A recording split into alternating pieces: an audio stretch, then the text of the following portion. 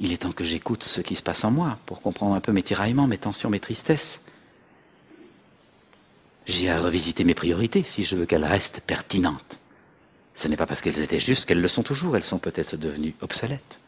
Pour ça, j'ai besoin de m'arrêter pour voir.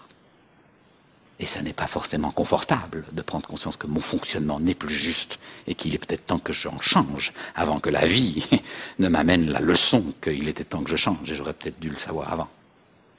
Ça n'est pas confortable. Mais comment voulez-vous être heureux si vous n'avez pas avec vous-même régulièrement ce colloque singulier avec le premier être dont vous avez la charge ici, vous? Comment voulez-vous assurer le bonheur et le bien-être de qui que ce soit sur la planète si vous n'êtes d'abord pas bien chevillé à l'intérieur de vous à prendre soin de cet être-là? Si vous pensez pouvoir ajouter au bonheur du monde en vous négligeant, vous ajoutez à la négligence.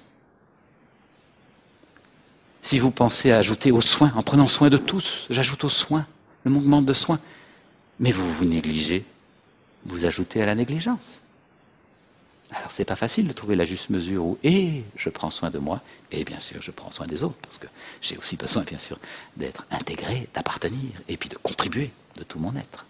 Mais pas par devoir en étant tiré hors de moi, mais par élan, par joie d'appartenir.